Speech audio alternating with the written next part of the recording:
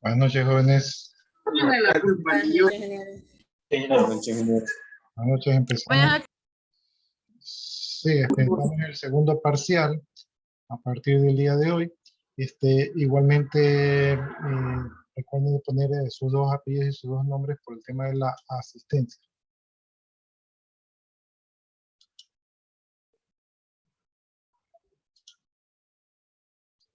Ya, entonces, mientras ustedes siguen ingresando y colocan sus nombres, ya estaba revisando y creo que no tengo ningún problema con ustedes porque todos tienen las lecciones, todos tienen las notas.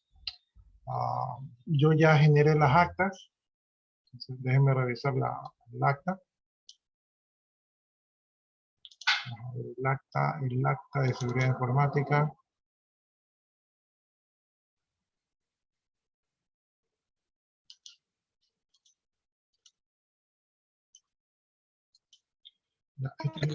Ingeniero, buenas noches. ¿Me escucha?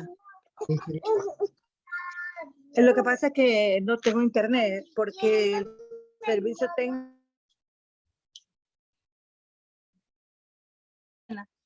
y estoy con datos.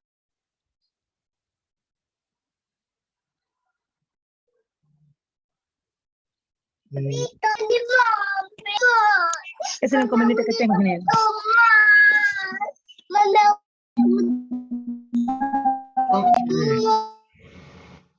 Comento que escuché entrecortado, pero de lo poco que entendí es que no tiene internet y está con datos. Como les dije, Sí, eso no es mucho problema porque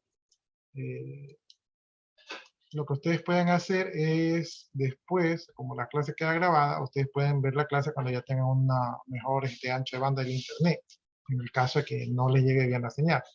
Lo que sí le pido es que trate de poner sus dos apellidos y sus dos nombres aquí y también marcar la asistencia en el aula virtual. ok, ingeniero, muchas gracias. Ya, listo. Ya, entonces aquí está el acta ya está generada, ¿verdad? Y aquí están sus notas, por lo menos en tema de la asistencia veo que la mayoría está más o menos bien. En temas de notas, por ahí Chaguay está un poquito bajo. ¿Quién más? Martillo también está un poquito bajo y Magallanes es el que yo creo que ya está retirado, ¿no? Pero el resto pues tiene buenas posibilidades. Obviamente recuerden que siempre en el segundo parcial, por estadística, no necesariamente tiene que ser así, pero por estadística los alumnos siempre sacan un punto menos que en el primer parcial. Si en el primer parcial sacaron 8, y en el segundo parcial suelen sacar 7. Si sacaron 7 en el primero, suelen sacar 6. Entonces, eso quiere decir que en el caso de los que tienen 7, deberían de tratar de esforzarse para que no le vayan a pegar un 6 y luego se terminan quedando, ¿no? Entonces, esa sería la única novedad. Por otro lado, yo ya subí las actas, ya están allí en el sistema, pero acabo de recibir una comunicación el día de hoy donde se indica, espérenme un minuto.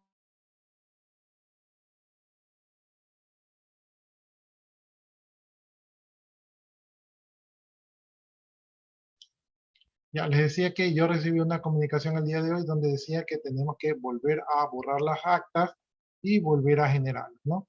Entonces probablemente tenga que volver a pasar la información. Eso no tendría ningún inconveniente, pero como el paso de la información es manual, ¿verdad? Y como yo soy humano, a veces tiendo, por lo menos por lo que son los números, no son muy fuertes y a veces tiendo a equivocarme. Por lo tanto, una vez que yo vuelvo a subir las actas, porque como les dije, las instrucciones son que tenemos que borrarlas y volverlas a ingresar, lo cual no me causa mucha gracia, pero habrá que hacerlo. Entonces, ahí yo les voy a compartir el acta para que ustedes revisen y que revisen también que haya subido bien y que no haya cometido errores, ¿no? Entonces, esa es la novedad del día.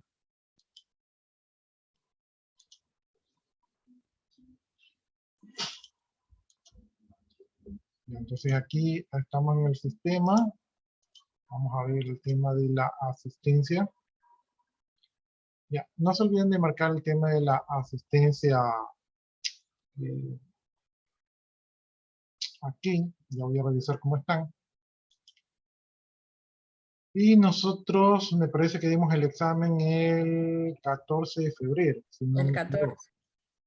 Sí, ahí está, 14 de febrero. Ya, eso quiere decir que También el el 19 también. 19, que fue el día sábado, Igual. ese día, y por ahí veo que algunos sí marcaron, les agradezco su responsabilidad de haber marcado, pero ese día no era obligación, ¿verdad? Porque estábamos en semana de examen, entonces ese día no era obligación. Por lo tanto, esta asistencia del día sábado la voy a eliminar porque esa asistencia no cuenta, ¿no? Entonces, esta asistencia no era obligación la del día sábado, por eso ahí ya lo estoy depurando. Y comenzamos esta semana del 21 de febrero, donde a partir de hoy, El de hoy día. sí, las de hoy día ya es la asistencia del segundo parcial, ¿no? Entonces, ahí si no han marcado, pues marquen en el aula virtual, ¿verdad? Y también tienen que marcar el día sábado, ya saben, de 7 a 8, ¿no? Entonces, ya con esto hemos arreglado el tema de la asistencia. Con respecto al aula virtual, bueno, nosotros nos hemos quedado aquí en la unidad número 1, la verdad que es una unidad bastante grande. No alcanzamos a llegar a la unidad número 2, pero confío yo, la verdad que debo de cruzar los dedos, de que alcancemos a terminar. ¿Qué más les subí? Me toca subirles todavía dos temas de aquí. Les subí lo que es el proceso de reconocimiento. Entonces, este material está en el primer parcial, ¿verdad? Pero probablemente les tome alguna lección ya en la unidad 2, ¿no? O sea, lo voy a poner como unidad 2, pero corresponde al primer parcial, pero ya sería parte de la nota de la unidad número 2. ¿No? Entonces, hasta aquí no alcanzamos el primer parcial, que fue la unidad 1, no la terminamos, hay unos temas que tenemos que desarrollar, ¿verdad? Pero ya esas evaluaciones, material tal vez les siga subiendo aquí, para que quede cada material en su unidad, pero las evaluaciones les tomaría la unidad número 2.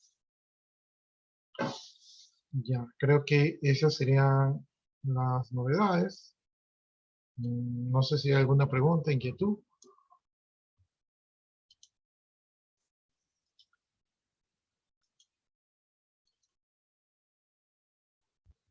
Si no hay más preguntas o inquietudes, entonces déjenme ver, nos quedamos 1.8, página 73. Voy a revisar dónde nos quedamos. 1.8 y estábamos en el Testing Methodology o SSTMM, que no terminamos. Y nos quedamos en la página 73. Entonces, vamos a ver si encuentro la página 73.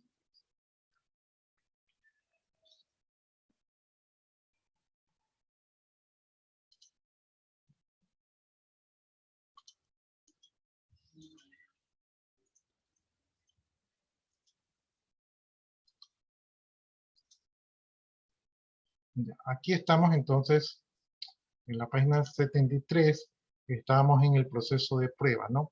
Entonces estamos viendo todas las etapas que hay que hacer con la metodología OSSTMM y en esta parte estamos en el proceso de prueba. Yo, como esta parte corresponde a la unidad número 1, la voy a pasar un poco rápido y estaba pensando hacer lo siguiente. Estaba pensando en de repente mandarles a ustedes a un trabajo, no, yo les subo el material y ustedes arman una especie como de resumen o de investigación del mismo material que yo les he dado, porque como es bastante, tal vez yo no alcance a cubrirlo todo. Entonces, para no atrasarnos muchos, estaba pensando en enviarles trabajo sobre todo aquí. Pero estoy seguro que si les digo, ¿están de acuerdo? Ustedes me van a decir, no, no. Entonces, por eso no les pregunto. Pero todavía no me decido.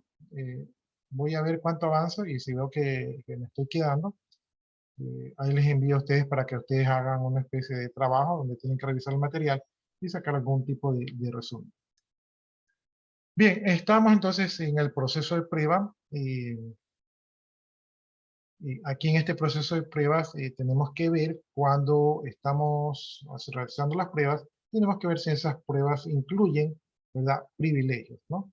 Entonces, si incluyen privilegios, en este caso, cuando hablamos del analista, estamos hablando de ustedes como los analistas que van a hacer la prueba de seguridad en el sistema. Entonces, ustedes, si van a requerir privilegios, ustedes tienen que probar esos privilegios, ¿sí? Por ejemplo, si ustedes necesitan tener acceso a un directorio, entonces ustedes tienen que probar si tienen acceso al directorio. Si ustedes quieren probar si tienen permisos de escritura en un directorio, entonces ustedes tienen que probar esos permisos. ¿Por qué? Porque las pruebas incluyen que ustedes tengan privilegios y entonces ustedes tienen que comprobar que esos privilegios están garantizados, ¿no? Esto se realizaría, por ejemplo, en un entorno de caja negra, ¿verdad? Para poder probar esos privilegios y saber que funcionan, ¿no? Algo así como cuando usted va a hacer una prueba de manejo y de repente eh, prueban el motor o prueban, testean que todo esté funcionando antes de ejercer la prueba como tal, ¿no? Imagínense que ustedes van a hacer una prueba de manejo y resulta que cuando ustedes suben al carro, el carro no enciende. Entonces, para evitar ese tipo de inconvenientes que hacen quedar mal, ustedes tienen que probar esos privilegios antes de lanzarse a hacer las pruebas. Bien, ustedes deben de conocer sus herramientas, ¿verdad?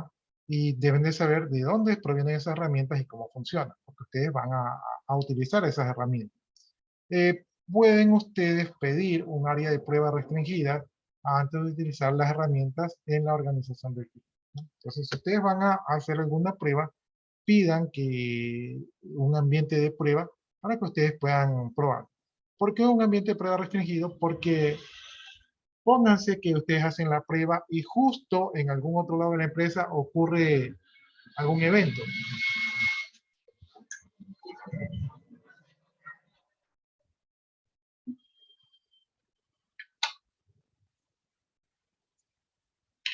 A mí me ha pasado, por ejemplo, que sin estar, yo no tengo nada que ver con pruebas de seguridad, no me ha tocado hacerlas, o por lo menos no así tan metodológica y exhaustivamente. Sí he hecho pruebas de seguridad, pero no a este nivel.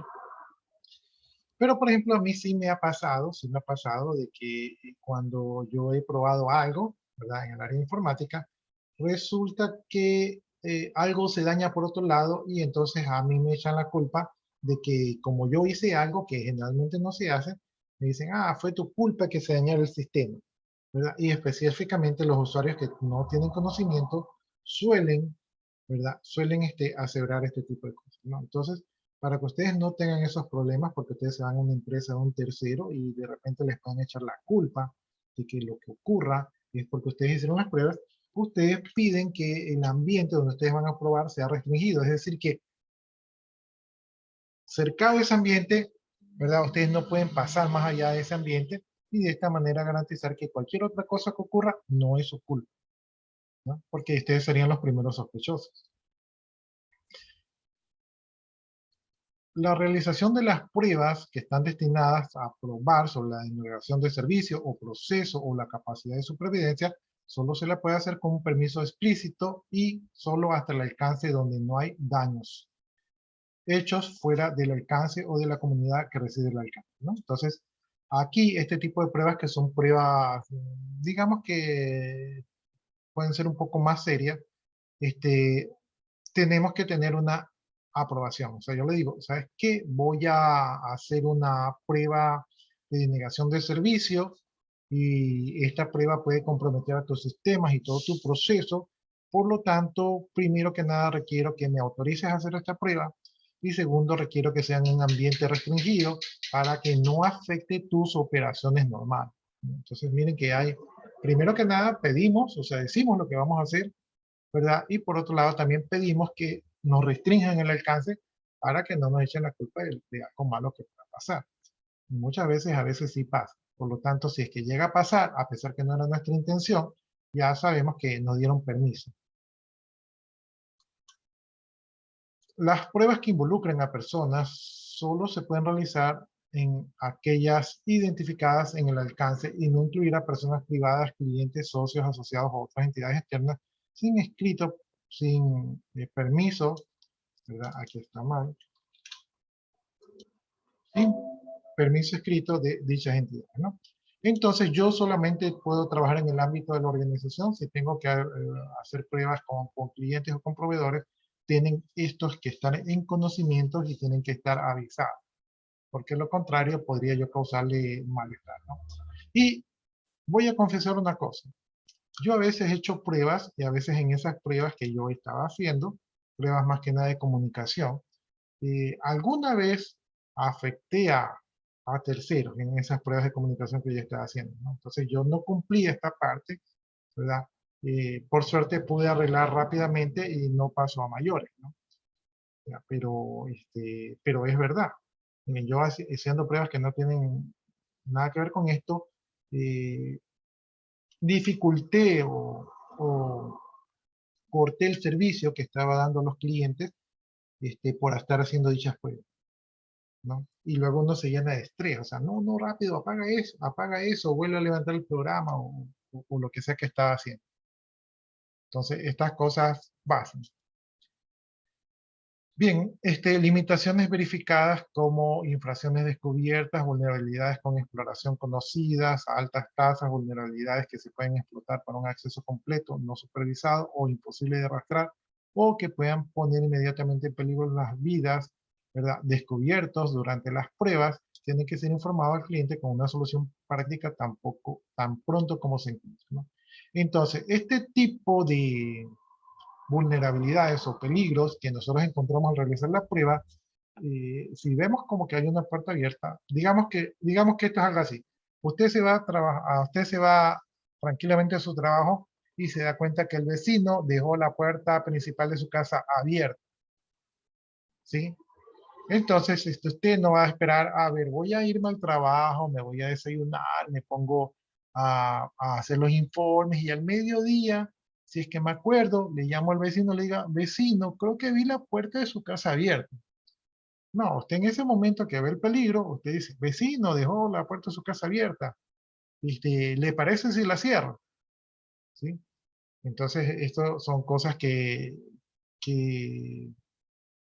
tienen que ser solucionadas rápidamente porque es un hueco de seguridad muy grande, ¿no? Si alguien se entera que usted encontró ese hueco de seguridad y usted se demora reportándolo, probablemente puedan aprovecharlo y entrar y cometer algún delito antes que usted pueda sellar ese hueco de seguridad. 29. Cualquier forma de prueba de inundación donde un alcance se ve desbordado por una fuente más grande y más fuerte es prohibido en canales que no son de propiedad privada, ¿no? Entonces, si yo voy a hacer una prueba muy fuerte, ¿verdad? No lo puedo hacer en una red pública o una red compartida, donde puedo afectar a otras personas que no tienen que ver con la organización. Ese tipo de pruebas solamente lo puedo hacer dentro de la organización, o sea, que afecte solo a la organización con la previa autorización, como hemos visto. 30. El analista no puede dejar al alcance de una posición de menor seguridad real de lo que está previsto.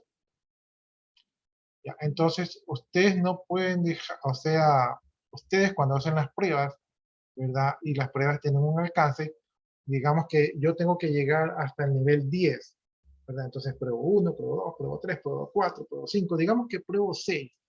Y yo digo, parece que todo está bien. Entonces, como todo estoy bien, ya no sigo. No, si ustedes se comprometieron a llegar al nivel 10, entonces ustedes tienen que avanzar al nivel 10, porque esos 4 puntos que no revisaron podrían hacer un hueco de seguridad. Y como ya sabemos, no podemos dejar nada al azar, ¿no? Porque probablemente un hacker revise del 1 al 10 y diga, por aquí no puedo, por aquí no puedo, por aquí no puedo. Ah, por aquí sí puedo. Entonces tenemos que revisar todo. No podemos hacer algo que no está, no podemos dejar un punto ciego, un punto vacío.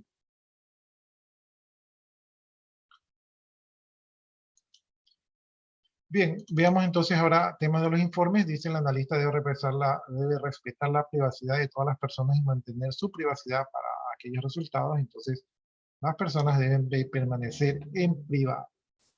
Los resultados que involucren a personas no capacitadas en seguridad o personal que no es de seguridad solo puede informarse a través de medios no identificativos o estadísticos. Es decir, yo no le voy a decir, por ejemplo, a una persona que no está...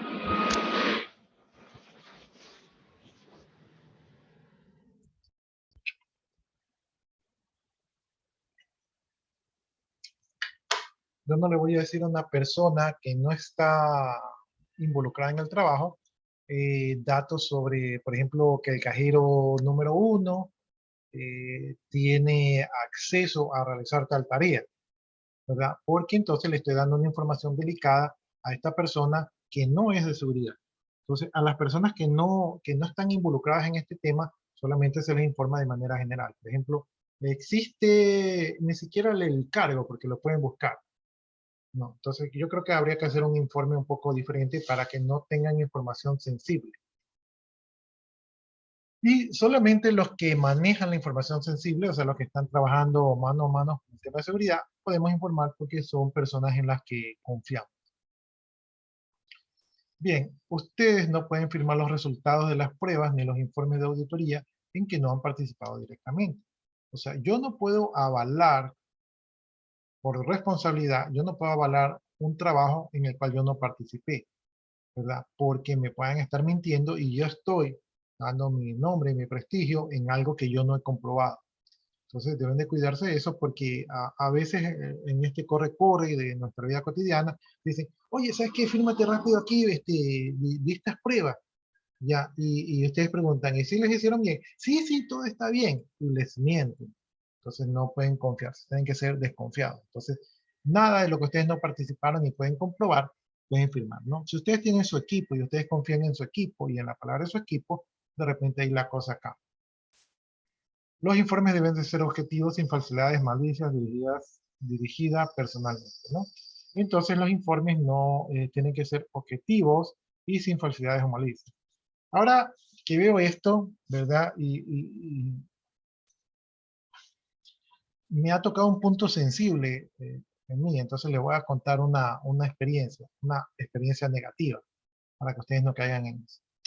En una empresa que yo laboré, fue un asesor de sistemas, porque la empresa quería, a ver, la empresa había detectado ciertas fallas del personal interno, ¿sí? Para decir la verdad, fue así, ¿no? Entonces, los gerentes, al ver que había fallas del personal interno, estaban desconfiando un poco del personal interno, ¿verdad? En cuestión de la eficiencia, ¿sí? Y bueno, en parte sí tenían razón, ¿ya? Entonces ellos llamaron a un asesor externo, ¿verdad?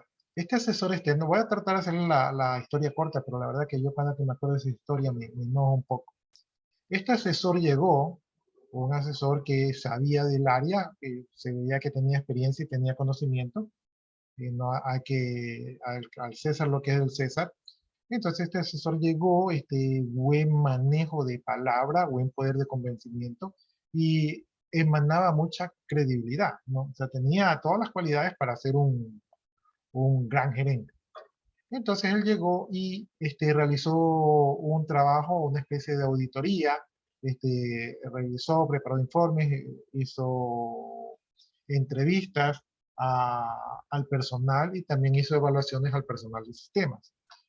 Eh, Todo iba bien o todo parecía bien, pero ya en las reuniones donde se presentaban los informes, el analista presentó un informe, ¿verdad? Con malicia dirigida. O sea, lo que dice aquí que no se hace, él lo hizo. Entonces, él comenzó a dirigirse al personal de sistemas, ya no de una manera objetiva, como debe ser, sino que comenzó a tocar incluso temas personales, se podría decir, ¿no? Y a atacar a las personas de sistemas, ¿no?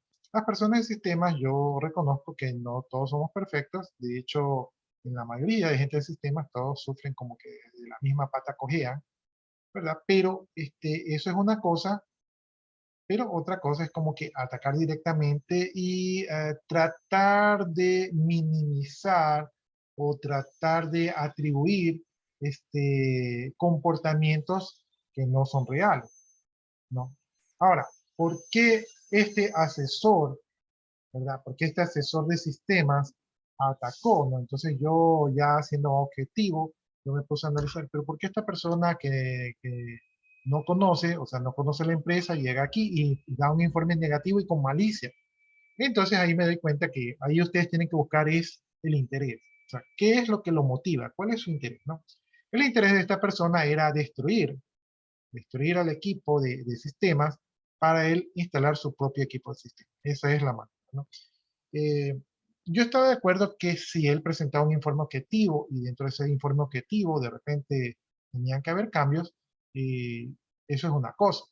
¿Sí? Pero hacer informes con malicia, eso habla un poco de su moral, de su ética y de sus escrúpulos, ¿no? Entonces yo no me gustaría trabajar con una persona así. Si yo fuera gerente, yo hasta ahí nomás, pues, chao, chao, porque no me gustaría trabajar con alguien así. Sin embargo, como les comenté, esta persona tenía poder de convencimiento y el gerente de sistemas lo creyó. Y con la ayuda de este asesor, pues, de alguna manera desbarataron el departamento de sistemas. Ese como quien dice, serruchando el piso. Sí, pero hay maneras. Miren, yo soy una persona que yo pienso que las cosas caen por su propio peso. ¿Sí? Eso sí es verdad. Entonces, cuando hay errores, yo pienso que las personas que cometen los errores esos errores son evidentes y se notan y no hace falta dirigirlos ni agregar cosas o decir cosas que no son. Este asesor en su informe puso cosas que no son y en reuniones puso cosas que no son y era cínico, ¿sí? Como tenía buen manejo de la palabra, o sea, y buen poder de convencimiento, entonces los gerentes lo escuchaban. Y este asesor cobraba La ambición del dinero también. creo que cobraba por su hora de asesoría, cobraba como $300 la hora, lo cual es bastante, ¿no? Imagínense, $300 la hora asesorando. Yo tendría que trabajar creo que 2 meses para conseguir eso de allí por hora. Ya, entonces, desbarató el departamento de sistemas, bajó la moral, hizo todo, ¿no? Entonces yo ya lo analicé, pues y yo ya desconfié de esta persona porque ya vi que no venía a solucionar, sino que tenía su propia agenda propia y su propio interés. Pero los gerentes, pues no sé por qué los gerentes no vieron eso de allí y se dejaron convencer. Eh, para no hacerle la historia muy larga, él logró ingresar, logró convencer a los gerentes que él era la solución y vendió a los gerentes un super mega sistema que, que le costó, inicialmente costó $47,000. Entonces la empresa pagó $47,000 por ese mega sistema. Eh, que lo vendió, el mega sistema, ¿no?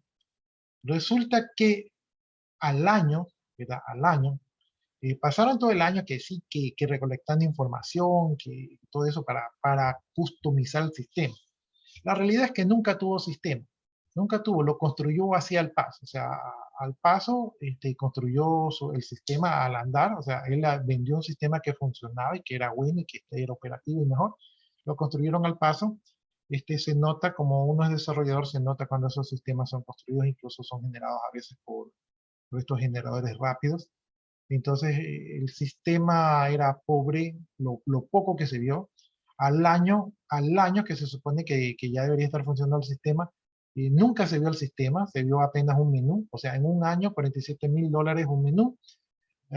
Sus expertos que él tenía, que él decía, yo tengo mis mejores expertos, mis gestos, realmente eran unas personas con poco manejo de personal, a los usuarios les caía muy mal, no porque están a favor de nosotros, porque los usuarios a veces se enojan con la gente del sistema, eso es normal, sino que estos usuarios, estos analistas que vinieron de parte de este asesor, no tenían experiencia, no tenían manejo del personal, algunos de ellos tenían problemas de arrogancia, eran arrogantes, eran muchachos jóvenes que no tenían mayor experiencia y que les habían dado cargos altos que no sabían manejar.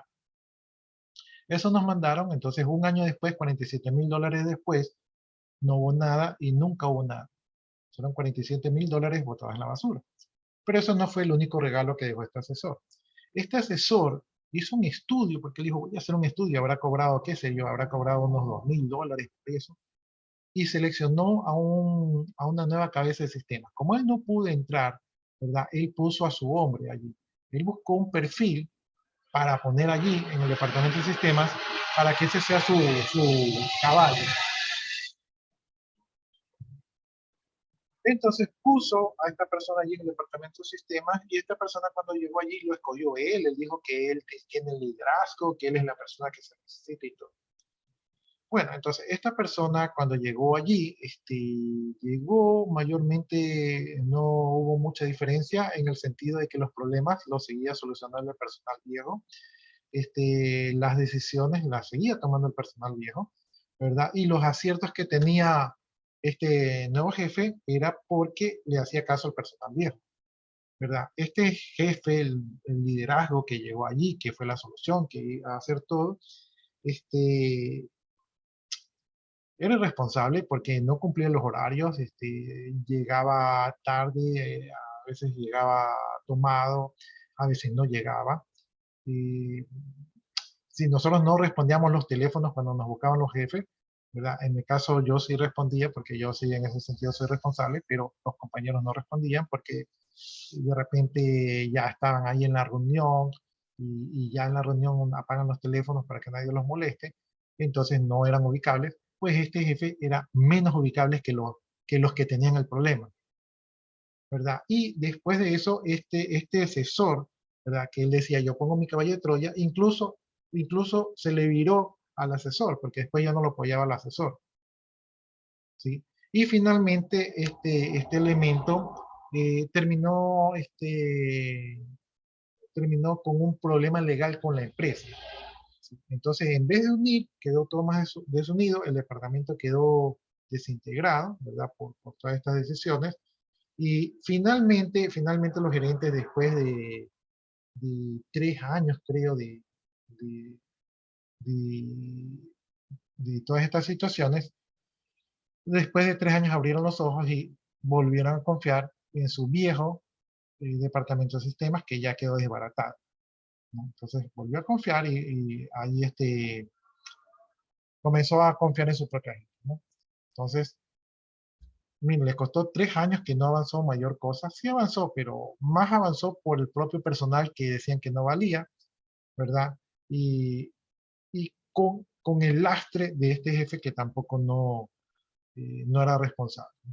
Y eso así, pues les estoy contando por encimita todo. Ya, y finalmente se ganaron un problema legal, compraron un sistema que nunca vieron más allá de un menú, le perdieron $47,000 más todas las horas de asesorías y todo eso. Y todo porque había un informe con malicia, ¿no? Entonces, eso no es ético. ¿Ya? Entonces, les he contado toda la historia por el punto 34. Bueno, sigamos avanzando. Entonces, ya saben por qué y ya les conté esas experiencias negativas de lo que no se debe hacer.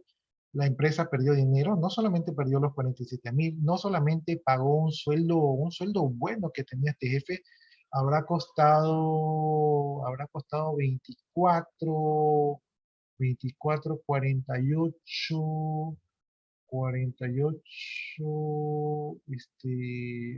68, $72,000, 3 años de más de $100,000 en sueldo para una persona que no aportó mayor cosa, ¿no? Imagínense, entonces 3 años de sueldo más todos los recursos y todos los bonos que pidió, que le dieron.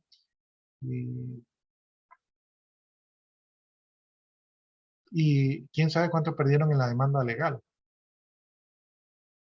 Entonces, así fueron las cosas ahora. Bien, vamos al punto 35. Ya, dice, se requieren notificaciones al cliente una vez que el analista cambia el plan de prueba, cambia el lugar de prueba del origen, tiene hallazgos de baja confianza o se ha producido algún problema en la prueba, ¿no? Entonces, todo lo que ustedes vayan a hacer que no estaba previsto, tienen que informar al cliente para que él sepa. O sea, no pueden hacer nada por debajo de la mesa, ¿verdad? Para que el cliente realmente tenga confianza en ustedes, ¿no? Imagínense que ustedes van a hacer la prueba en la sucursal A y de repente terminan haciendo la prueba en la sucursal B y algo pasa, un incidente pasa en la sucursal B y el cliente dice, pero tú ibas a la A, ¿qué haces en la B? ¿Por qué estás en la B? ¿Y por qué se ha presentado este incidente? como estos tipos de pruebas son delicadas, van a matar la confianza que tiene el cliente. ¿No? Entonces ustedes tienen que hacer y tienen que llamar a su cliente, ¿verdad? Y tienen que decirle, mire, vinimos a la sucursal A, pero en la sucursal A no tienen el equipo, no tienen el personal o no está lo que nosotros esperamos y nos vamos a la sucursal B que nos indican que allí sí reúnen las condiciones para hacer la prueba. El cliente le dice, vayan nomás, tienen mi aprobación y ustedes van y si algo pasa, pues ya no es el golpe del cliente y ya no es la desconfianza porque están avisados, ¿no? Yo, por ejemplo, yo tenía un jefe que era un jefe así que se enojaba mucho y la gente no le gustaba decirle las cosas. Entonces, a mí a veces me mandaba a hacer, este jefe me mandaba a hacer unas cosas un poco difíciles, ¿verdad? Porque el jefe decía, quiero para mañana o quiero para hoy día. Entonces yo a veces lo llamaba y trataba de hacerlo para como él quería, pero a veces ya no se podía, entonces me tocaba llamarlo, entonces, o a veces él me llamaba y él me decía, ya está listo. Yo le decía, casi, a veces no le precisaba. Entonces le decía, casi, pero tuvimos un problema. ¿Cómo que tuvieron un problema? ¿Cuál es el problema? Entonces yo le decía, mire, pasó tal situación y tuvimos que hacer eso y el repuesto nos entrega mañana. Entonces él se molestaba porque no estaba lo que él quería, pero decía, ya, mañana entonces a primera hora me llaman a cuando ya esté. Entonces, se hacía, ¿no? Yo creo que este jefe me presionaba a mí porque ya sabía, o sea, ya sabía que no se iba a lograr, pero le gustaba presionarme para tratar de que yo logre las cosas, ¿no? Entonces yo sí le decía, porque él era muy bravo, o sea, con las personas, cuando las personas decían no se pudo, eran de estos típicos jefes que insulta, que grita, que se frustra, ¿verdad? Pero cuando yo lo llamaba, pues él le decía como que, chicas, así todo, pero es como que ya lo sabía, o sea, cuando yo le llamaba y tenía un problema, es como que él ya sabía que no iba a poder, ¿sí? Entonces él ya no hacía esa reacción de frustración, sino como que él me hacía el drama de que necesito eso para hoy, pero él ya sabía que no iba a estar para hoy, ¿sí? Sino que simplemente era su medida para presionar. Entonces, de todas maneras, yo siempre le llamaba y a pesar de que sabía que no le iba a gustar las noticias, se las daba, pero obviamente cuando le daba las noticias, pues también le decía, sí, no se pudo hacer hoy día, pero ya nos están trayendo el repuesto mañana y mañana dejamos operativo eso. Entonces él se quedaba tranquilo y pues no le tocaba más que otra cosa que esperar. Bien, dice, las notificaciones se deben proporcionar antes de ejecutar las pruebas. No vayan ustedes a decir, jefe, lo que pasa es que, pongámosle que se dañó el carro, es que resulta que no pudimos hacer la primera parte y cogimos el carro para hacer la segunda parte, pero se terminó dañando, ¿no? Porque eso significa que trabajamos a las espaldas, o sea, no pedimos autorización. Entonces, siempre ustedes tienen que avisar, ¿verdad? Justamente para que sepan lo que se va a hacer y no después de que se ha hecho, ¿no? Bien, en este caso dice que es peligroso las pruebas de alto tráfico, actualizaciones periódicas, ¿verdad? De progresos que son requeridos.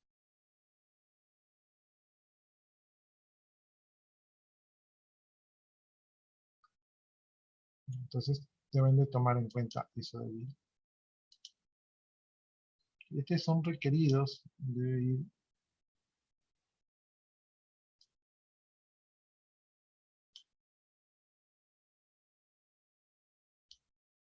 Como que estos son requeridos, no cuadra aquí.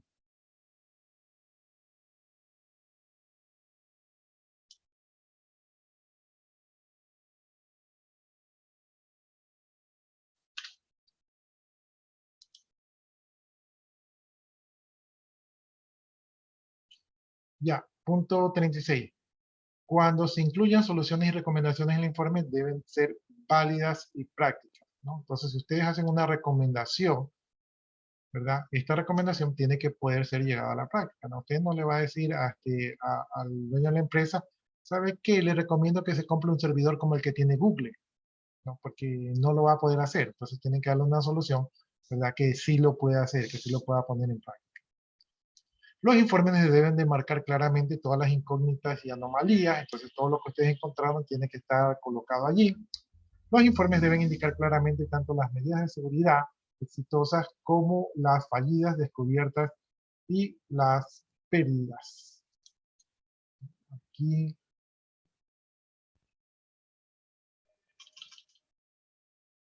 Aquí creo que no va a- Ya, entonces, en los informes pues tiene que estar incluido todo, que no quede nada en el aire, lo que se logró, lo que no se, lo que se descubrió y lo que se perdió. Los informes deben utilizar únicamente métricas cuantitativas, ¿verdad? Cuantitativas quiere decir que ustedes pueden ponerle una cantidad, ¿no? Por ejemplo, el porcentaje de seguridad quedó en el 90%, ¿verdad? Ustedes no pueden decir, la seguridad quedó bien o la seguridad está mala. No, ustedes tienen que poder medir, ¿verdad? Todo lo que ustedes están informando y para eso, pues obviamente estamos viendo estos manuales para ver cómo son esas métricas. Las métricas dice que deben de basarse en hechos provistos de interpretaciones sugestivas, algo así como que yo digo, me parece que por ahí está pasando mucho tráfico. Entonces, simplemente estoy, no, es lo que me parece, pero lo que me parece puede ser que yo esté equivocado. Entonces, tengo que afirmar. ¿Sí? Allí el cable tiene una capacidad de 1 megabit por segundo, ¿verdad? Y se está generando información de 950 megabits por segundo en tráfico normal, ¿verdad? Y en tráfico pico tenemos un tráfico que genera 1.5 megabytes por segundo. Por lo tanto, la capacidad del cable para el tráfico generado no alcanza. Entonces, ahí estamos definiendo con hechos un problema que hemos encontrado allí. Bien, 40 dice, el cliente debe ser notificado cuando se envíe el informe para esperar su llegada y confirmación y recibo de entrega.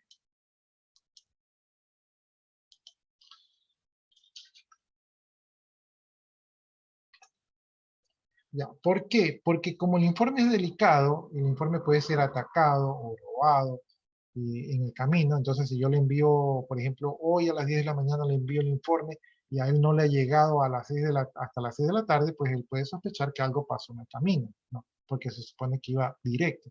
Entonces, así él está atento, ¿verdad? Y él nos confirma que le llegó para que nosotros también quedar tranquilos de que sí llegó.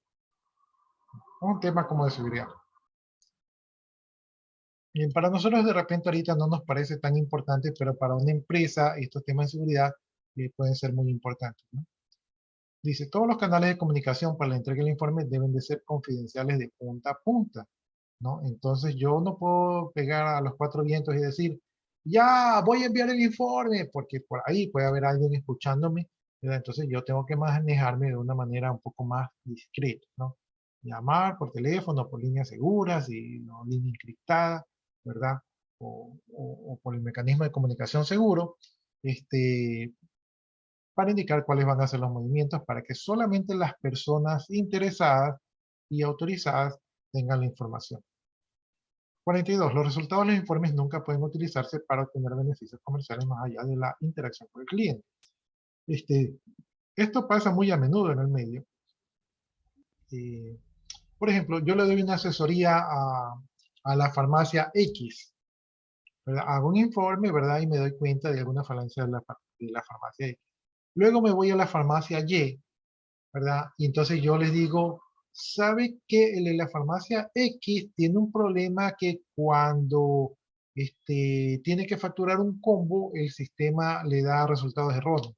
Entonces, de una información confidencial de la farmacia X, yo le estoy dando a la farmacia Y, donde la farmacia Y puede utilizarlo como una ventaja con ese conocimiento.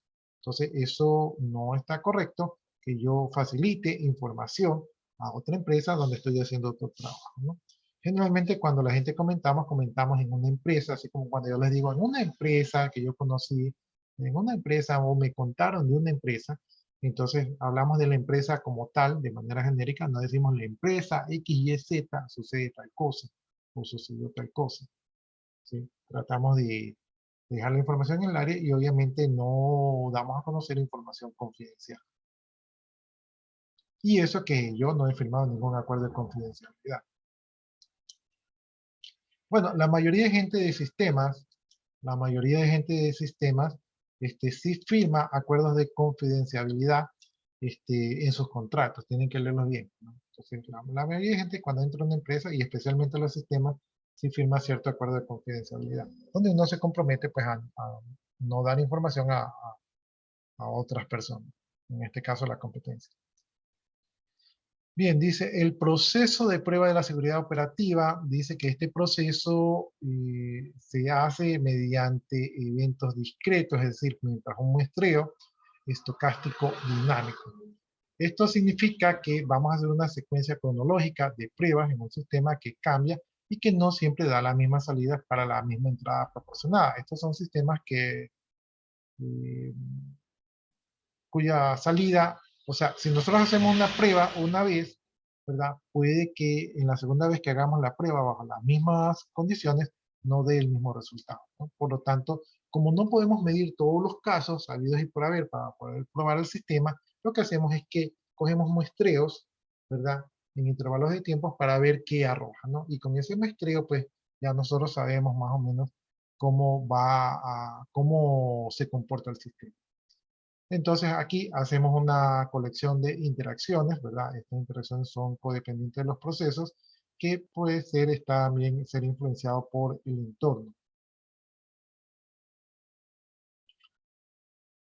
Ya, entonces aquí como habla de que el entorno puede ser estocástico, eso significa que el comportamiento de los eventos del sistema no se puede determinar porque el siguiente estado es ambiental y solo se puede determinar parcialmente pero no totalmente. Es decir, no sabemos cómo va a reaccionar el sistema porque no tenemos todas las variables para hacer una prueba completa. Ya, el sistema contiene un número finito, ¿verdad?, de posibilidades, pero que probablemente tenga muchas variables para poder determinar todas las posibilidades, y obviamente pues un trabajo de ese tipo pues es un trabajo demasiado pesado y demasiado complejo para poder realizarlo. Entonces, para este tipo de sistemas pues aplican las pruebas de muestreo.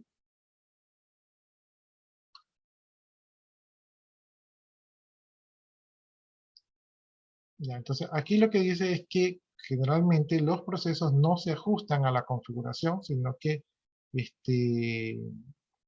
en el trabajo, pues los procesos se comportan según las condiciones de trabajo, ¿no? Entonces, ya vimos esta prueba.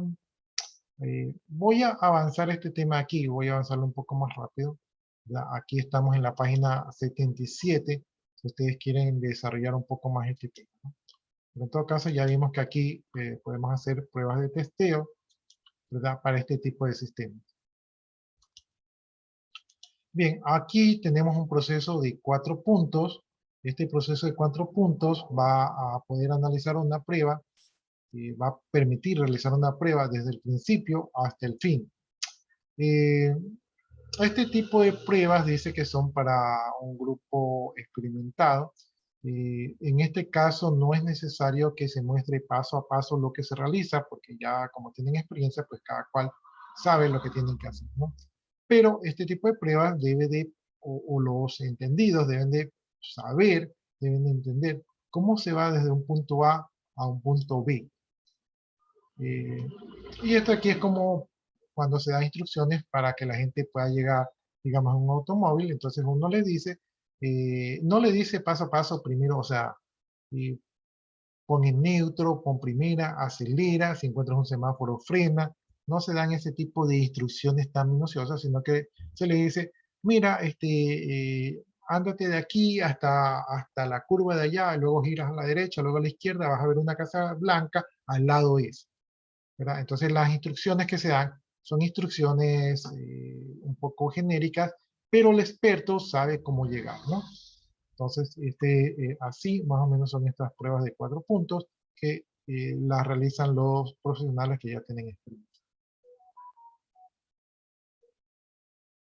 Entonces aquí tenemos un pequeño grafiquito, ¿verdad? Aquí está el objetivo, aquí está el tester, ¿verdad? Entonces el tester pues sabe que tiene que llegar al objetivo y aquí va por este lado de aquí, ¿verdad? Y interactúa con el objetivo, ¿no?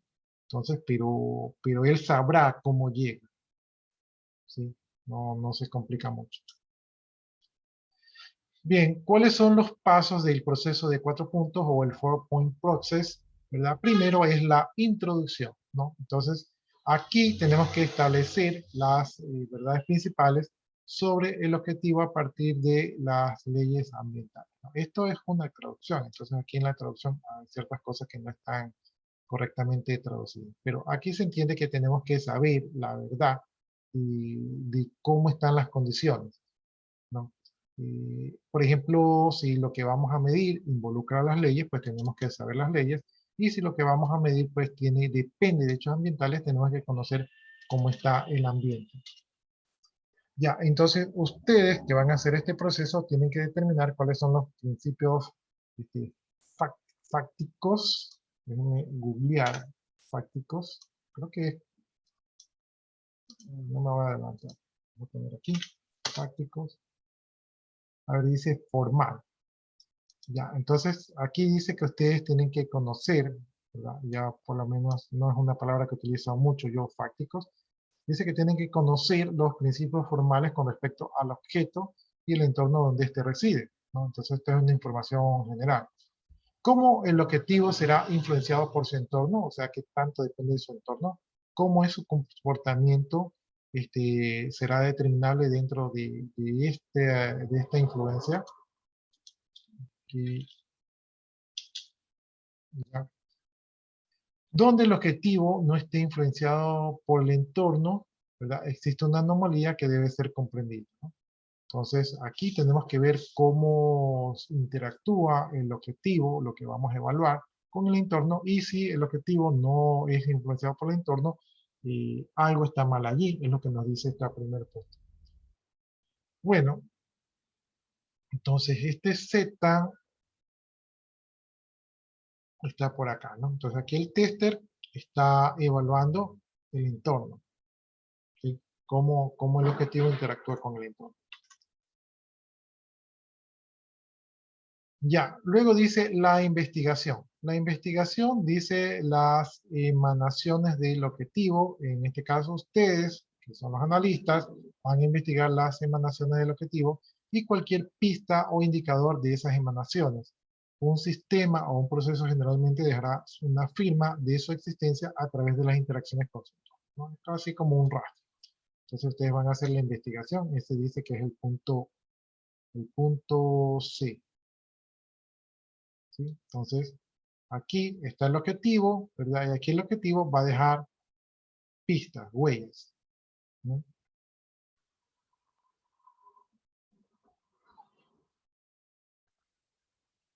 Me imagino que esas huellas pueden ser logs, ¿verdad? Los famosos logs, o de repente información que queda grabada en los registros para poder seguirle la pista.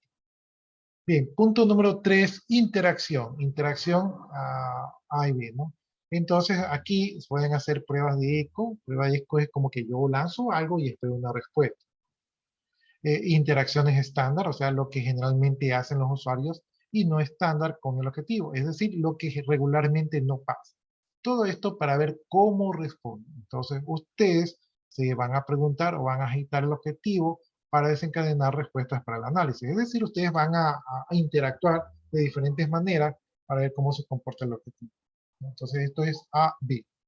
Entonces, aquí en el gráfico que se me pasa, no sé si ustedes lo logran apreciar, porque el gráfico está un poco chiquito, ¿verdad? Entonces aquí ustedes ya están interactuando con el objetivo, ¿verdad? Para ver cómo este objetivo responde, ¿no? Obviamente estas respuestas van a depender bastante del entorno que está ocurriendo. El entorno, como ya vimos, puede ser variable y por lo tanto puede ser que el objetivo se comporte diferente.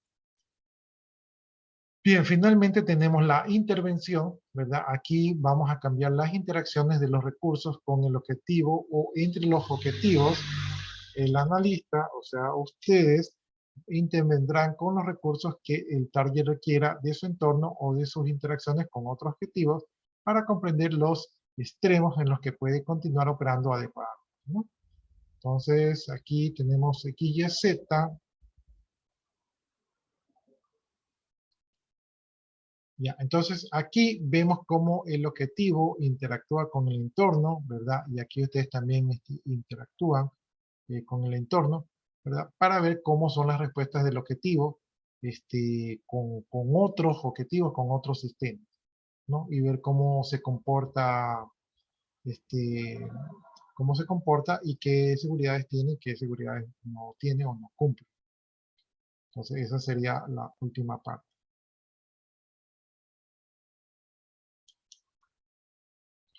Bien, veamos esta partecita de aquí. Y aquí tenemos, dice, de trifeta. Ya, esta es otra metodología, ¿verdad?, de prueba de seguridad que dice que puede parecer complicada, pero que realmente es muy simple en la práctica. Dice que está diseñada como un diagrama de flujo. Ustedes ya han visto diagrama de flujo, entonces ya lo pueden asociar. Y que a diferencia del diagrama de flujo, que es un diagrama de flujo estándar, aquí el flujo está representado por flechas que pueden ir, ¿verdad?, de atrás hacia adelante y viceversa. Entonces aquí, en los diagramas de flujo normales hay un flujo continuo. Aquí las flechas pueden retroceder. De esta forma está más integrado, dice, está más integrado el principio y el final son más claros. Aquí la auditoría va a tener mayor flexibilidad. Ustedes como analistas van a poder crear un camino único a través de la metodología basada en el objetivo. Este tipo de prueba dice el tiempo asignado para esta auditoría y los recursos aplicados para la prueba.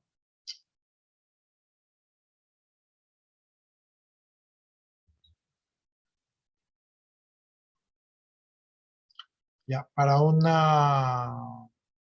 dice, para una orquesta, ahí está poniendo un ejemplo, dice, para una orquesta el compositor escribe una partitura, decide un orden y una duración de las notas, ¿verdad? Entonces esto ya está previsto como debe ser, pero el director puede controlar la ejecución y la interpretación, ¿no? Entonces así ustedes mismos, como analistas, pues ya saben lo que tienen que hacer, el tipo de prueba que van a seguir, pero ustedes son los que van a poner en práctica la prueba y ustedes van a decidir cómo se aplican estas pruebas.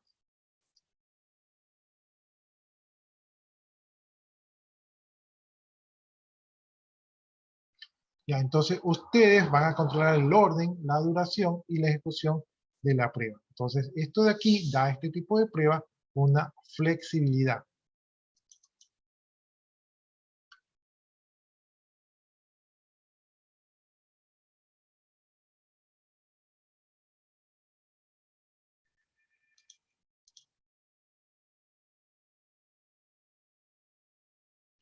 Ya, entonces aquí dice que esta metodología no puede presumir de una mejor práctica para realizar todas las auditorías. O sea, no porque hagan todas las auditorías quiere decir que está bien, sino que la mejor práctica se basa en unas configuraciones específicas de operación. O sea, aquí ustedes ven cuáles son las mejores eh, técnicas que van a tener una mejor respuesta, ¿verdad?, en este análisis.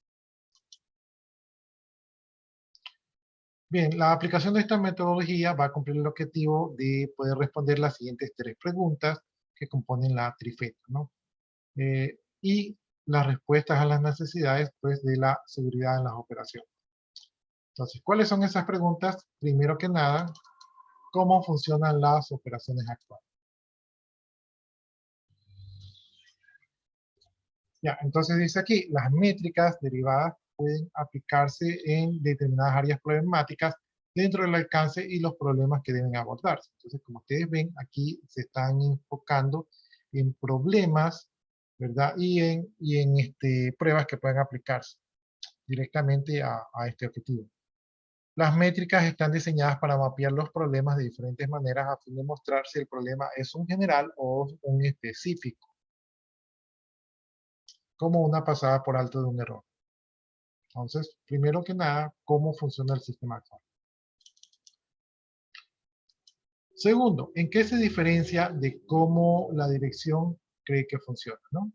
Entonces, aquí es cómo funciona, aquí es cómo creen que funciona. Dice, el acceso a políticas o una evaluación de confianza o incluso de riesgo se mapearía de nuevo a las diferentes categorías de las métricas. Las categorías van a proporcionar valores del estado actual, donde se puede hacer una comparación con un estado óptimo de acuerdo a las políticas y de acuerdo con las amenazas evaluadas. Entonces, la segunda pregunta es cómo la comparación entre cómo debería de funcionar y cómo está funcionando realmente, para ver qué tan lejos estamos de ir. de, de esta evaluación. Y punto número 3, ya sabemos cómo funciona, ya sabemos cómo debería de funcionar y ahora vamos a ver cómo se necesita trabajar, ¿no? Entonces aquí las métricas no muestran las brechas entre la política o la evaluación de confianza o de riesgo, ¿verdad? Aquí nos muestra los valores ópticos, pero la prueba de seguridad va a mostrar, de hecho, si existe una protección al problema independientemente de los controles implementados en la política y es posible denotar un problema, a menudo sin siquiera que se correlacionen con la política. Una discrepancia entre los controles implementados y la pérdida de la protección simplemente es evidente, ¿no? Entonces, de esta manera, nosotros a través de la trifeta podemos encontrar problemas, ¿verdad? Independientemente de las políticas que estamos evaluando aquí o de la evaluación. Ya, entonces, esta es otra metodología más, ¿no? Creo que hoy día hemos visto 3 metodologías.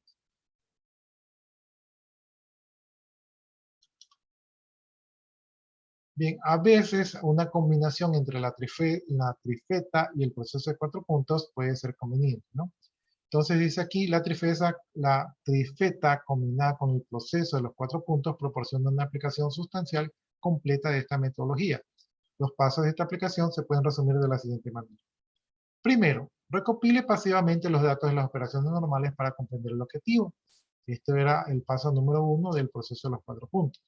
Segundo, pruebe activamente las operaciones agitando las operaciones más allá de la base normal. Esto también era la parte número 2 del proceso de 4 puntos.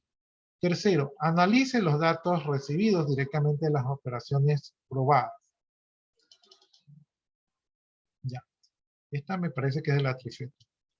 Cuarto, analice los datos indirectos de recursos y operadores, es decir, los trabajadores y los programas, ¿verdad? Entonces, los uno son los datos directos y el punto número 2 son datos indirectos. Quinto, correlacionar y conciliar la inteligencia de los resultados de las pruebas de los datos directos, paso número 3, indirectos de los pasos número 4, con determinar los procesos de seguridad operacional. Sexto, determinar y conciliar los errores, esto es parte de la trifeta. Y séptimo, obtenga las métricas de operaciones tanto normales como agitadas. Entonces, hemos visto una cuarta metodología, me parece que hemos visto hoy, donde es la combinación de las dos anteriores para tener una mejor efectividad. Punto número 8 dice correlacionar y conciliar la inteligencia entre las operaciones normales y agitadas del paso 1 y 2 para determinar el nivel óptimo de protección y control que será mejor implementar, ¿no? Entonces, aquí, con base a lo que ya hemos determinado, determinamos cuál es la mejor acción a seguir para mejorar la seguridad.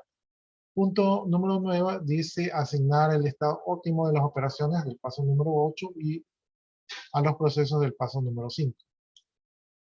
Paso número 10 dice, crea un análisis de brechas para determinar qué mejoras son necesarias para los procesos que gobiernan la protección y controles necesarios en el paso número 5 para lograr el estado óptimo operativo del paso número 8 del actual.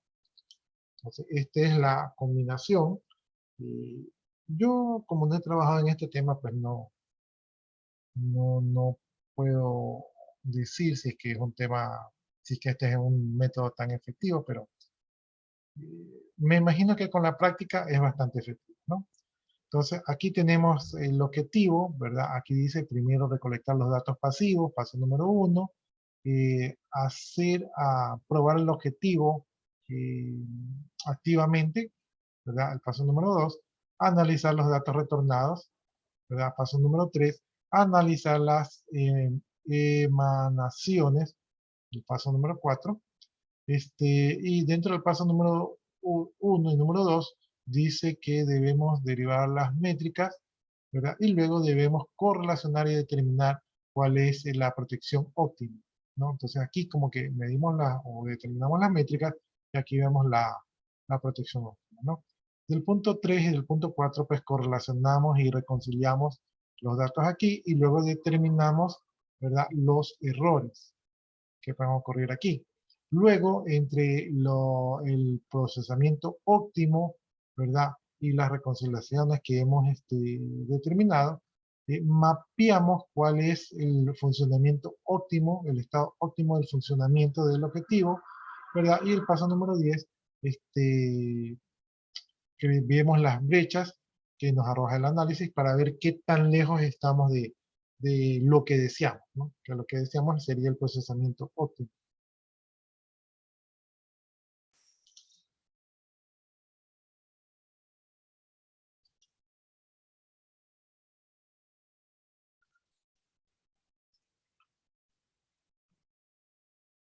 Ya, entonces ahora hablamos ya de otro tema que es el manejo de errores o el error halting, ¿verdad? Dice, la veracidad de una prueba de seguridad no está en la suma de sus errores, sino en la contabilización de sus errores, ¿no?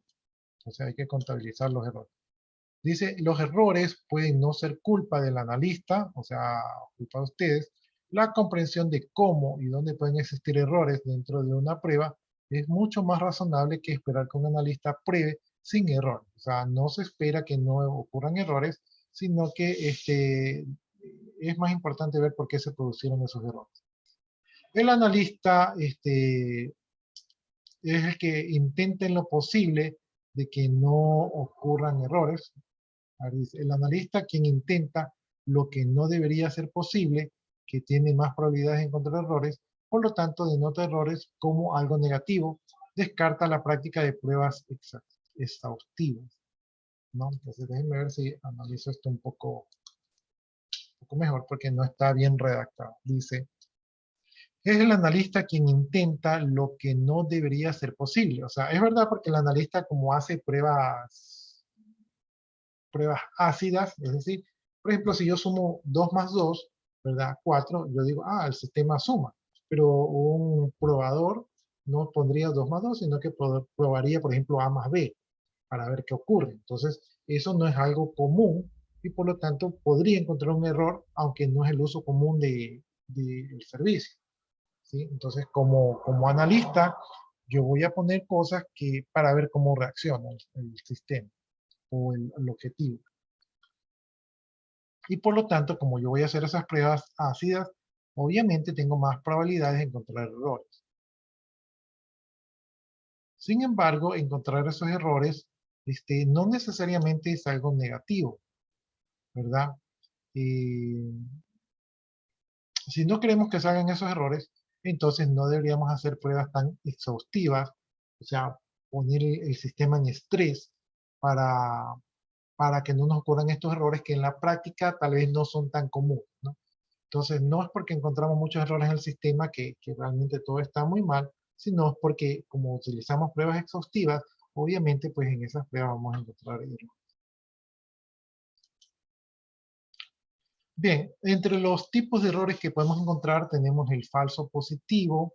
Dice el falso positivo es algo que se determina como verdadero, pero que se revela como realmente falso, ¿no?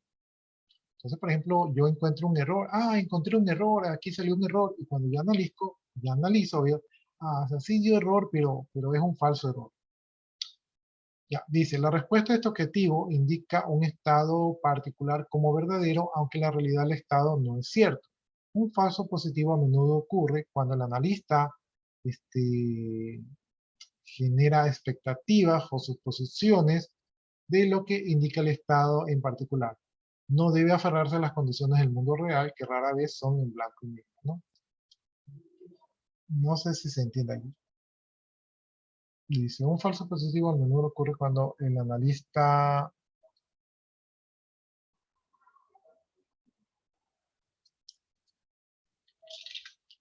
tiene expectativas o suposiciones de lo que indica el estado en particular.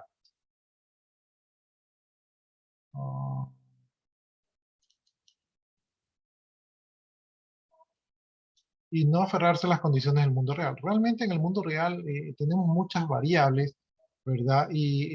Por ejemplo, yo pruebo un canal de comunicación, ¿verdad? Y de repente digo, a ver, del punto A al punto B, el canal de comunicación funcionó, porque transmitió de A a B. Y yo digo, ah, no hay problema, aprobado. Pero si yo me pongo a ver en la vida real, ¿verdad? El punto A y el punto B no están solamente trabajando con el enlace, sino que tenemos otros tráficos allí en las redes que no he considerado. Entonces, en el mundo real, no es que no tengo más variables que debo de considerar que de repente en un ambiente de pruebas no ocurre. Entonces, esto me puede generar ese falso positivo, ¿verdad? Donde yo tengo algo que está bien, pero que en el fondo no es verdad que está bien.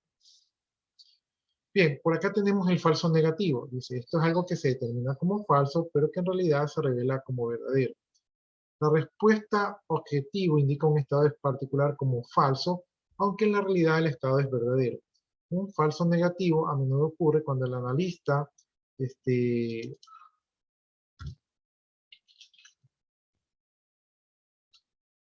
tiene expectativas o suposiciones sobre el objetivo que no se ajustan al mundo real.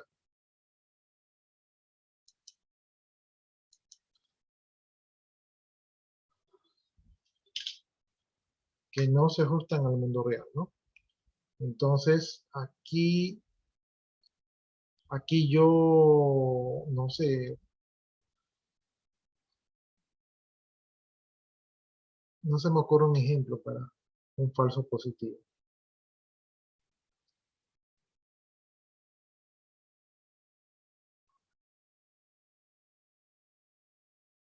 No se me ocurre un ejemplo ahorita. Se me estaba ocurriéndome, por ejemplo, yo digo, voy a probar si un carro,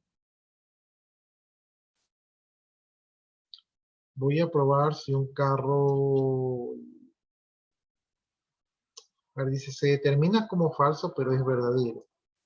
Se determina como falso.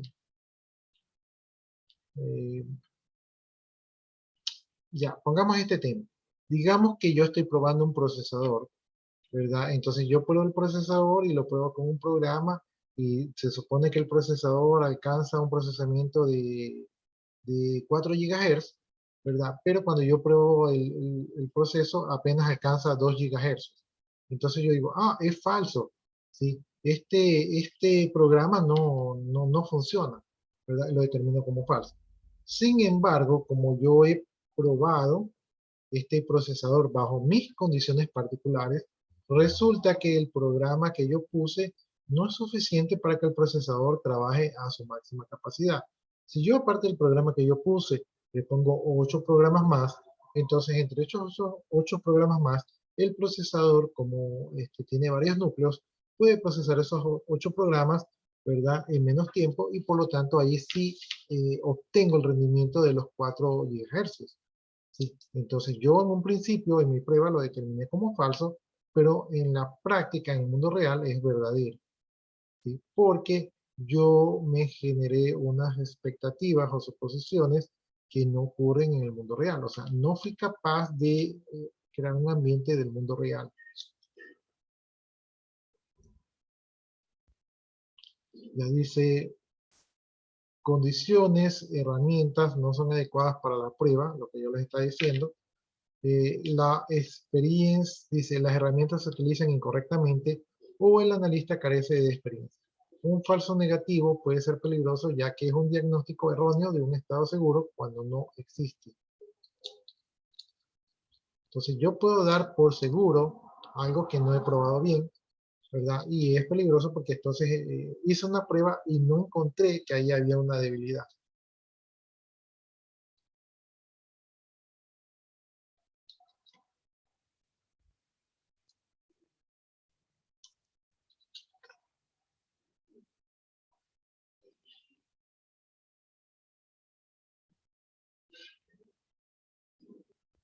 Entonces tenemos falso negativo y falso positivo. Veamos, dice gray positivo, o sea, gris positivo. Ya, dice, algo responde verdadero a todo, incluso si es falso. ¿No? Entonces, esto me ha pasado a mí en los programas.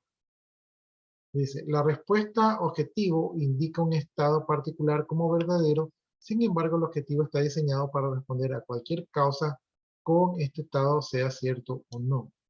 Este tipo de seguridad a través de la oscuridad puede ser peligroso, ya que la ilusión no puede garantizar que funcione igual para todos los estímulos, ¿no?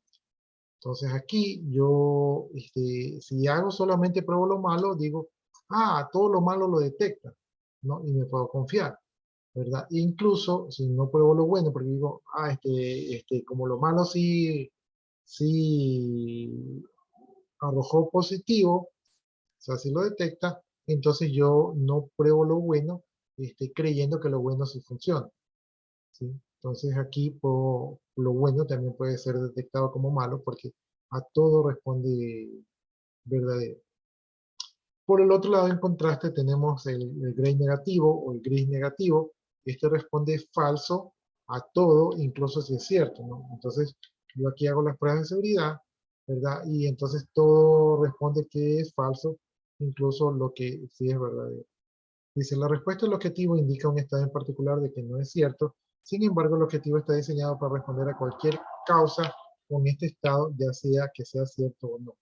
Este tipo de seguridad a través de la oscuridad puede ser peligroso, ya que él no se puede garantizar que la ilusión funcione igual para todos los destinos.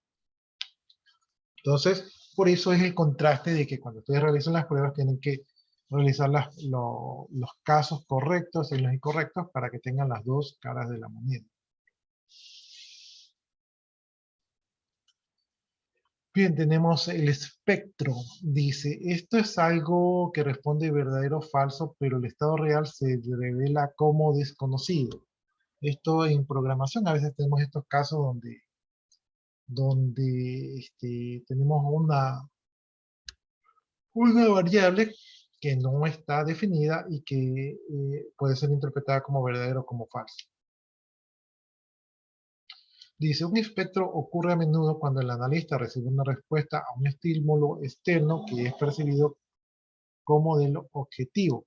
Un espectro puede ser intencional, puede ser una anomalía dentro de un canal, o el resultado de un descuido o inexperiencia del analista. Uno de los problemas más comunes en el proceso del eco es la suposición de que la respuesta es el resultado de la prueba, ¿verdad? Las pruebas de causa o efecto en el mundo real no se pueden lograr de manera consistente resultados fiables, ya que ni la causa ni el efecto pueden ser aislados.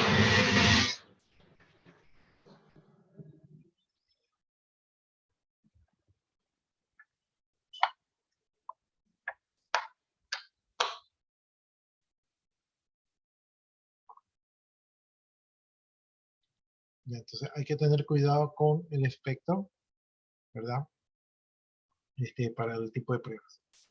Bien, tenemos otro tipo de estado que es la indiscreción. Dice, es algo que responde verdadero o falso dependiendo de cuándo se le pregunte. La respuesta del objetivo va a indicar un estado particular como verdadero o como falso, pero solo durante un tiempo en particular, que puede o no ser un patrón.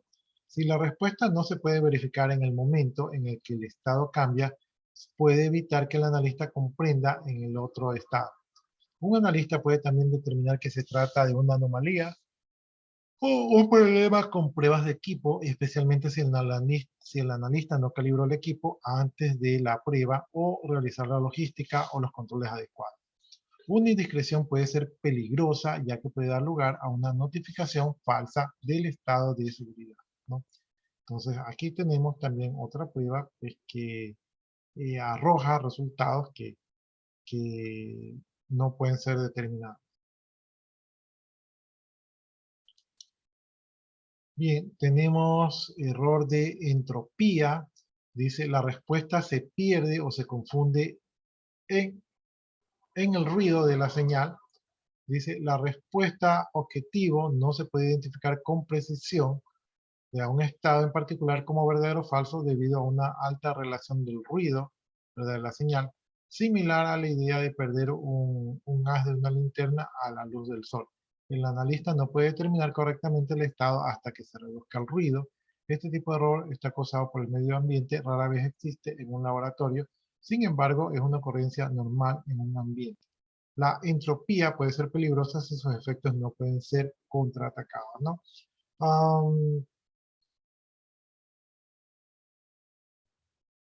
Yo pienso que esto podría ocurrir de repente en las señales Wi-Fi o en las señales inalámbricas. Las señales inalámbricas se depende bastante del medio. Y en el medio hay errores, ¿no? Digamos que yo pruebo un Wi-Fi, digamos que me voy en un sector despoblado donde la gente pasa durmiendo y no pasan en internet. Entonces yo pruebo y allí yo tengo una respuesta positiva de señal porque no tengo un medio ambiente contaminado.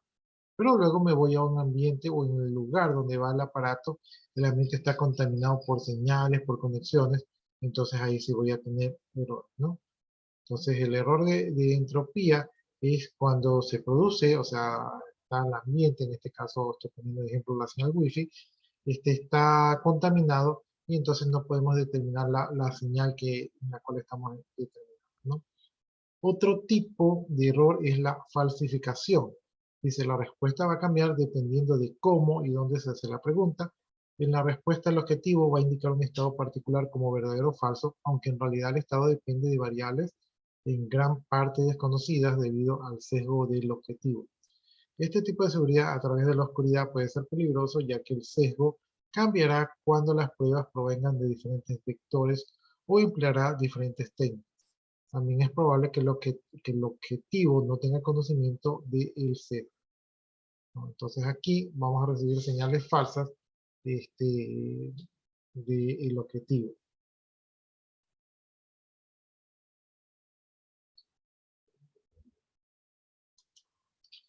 Error de muestreo o sampling error. Dice, la respuesta no se puede representar porque todo el alcance ha sido alterado. Dice, el objetivo es una muestra sesgada de un sistema mayor o un mayor número de estados posibles. Este error ocurre normalmente cuando una autoridad influye en el estado operativo del objetivo durante la prueba.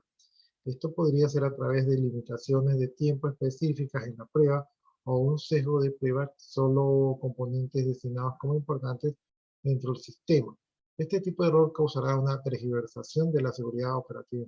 Entonces, cuando nos limitan o nos cambian las condiciones de las pruebas, podemos tener un error de muestreo. Restricción o constraint. Dice, la respuesta cambia según las limitaciones de las herramientas utilizadas. Las limitaciones de los sentidos humanos o las capacidades del equipo indican el estado particular como verdadero o falso, aunque se desconoce el estado real. Este error no se debe a un juicio diferente o una elección incorrecta del equipo. Más bien es una falla en reconocer las restricciones o limitaciones impuestas.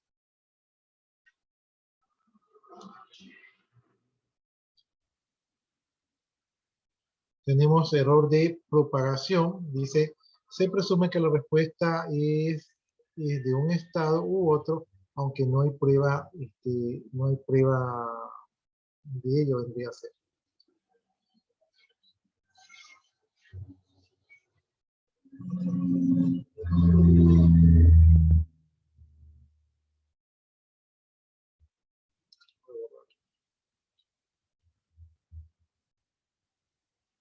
Dice, el analista no realiza una prueba en particular o tiene el sesgo de ignorar un resultado en particular debido a un presunto resultado.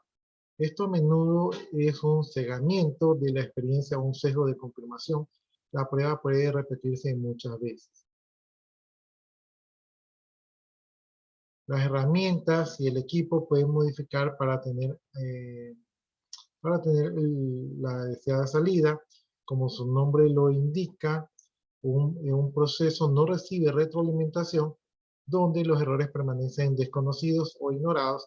Se propaga más errores a medida que la prueba continúa. Los errores de propagación pueden ser peligrosos porque los errores de programación desde el principio de la prueba pueden no ser visibles durante un análisis de las conclusiones. Además, se realiza un estudio de todo el proceso de prueba necesario para descubrir errores de propagación, ¿no? Entonces, aquí en la propagación, un error crea otro error, que crea otro error, y así sucesivamente. Y cuando nosotros obtenemos el error, ese error que obtenemos es un resultado de los primeros errores que no pudimos determinar. Ese es el error de propagación. Y finalmente tenemos el error humano. Dice, la respuesta cambia según la habilidad del analista un error causado por falta de habilidad, experiencia o comprensión o no es de sesgo y siempre es un factor que está presente independientemente de la metodología o la técnica. Si bien un analista experimentado puede cometer errores de propagación, uno sin experiencia es más probable que no reconozca el error humano, algo que la experiencia enseña a reconocer y a compensar estadísticamente. Existe una relación indirecta entre la experiencia y el error humano. Cuanto menos experiencia tenga un analista, mayor será la cantidad de error humano que puede contener una auditoría. Entonces el tema de la experiencia también es importante, ¿no?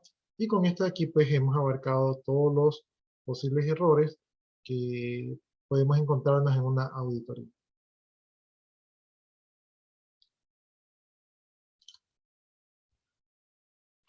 Creo que estamos ahí sobre la hora, si no me equivoco.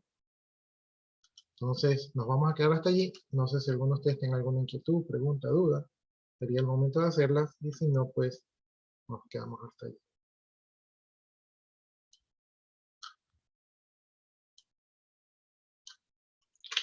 Hasta eso, yo estoy copiando su asistencia. Voy a copiar su asistencia y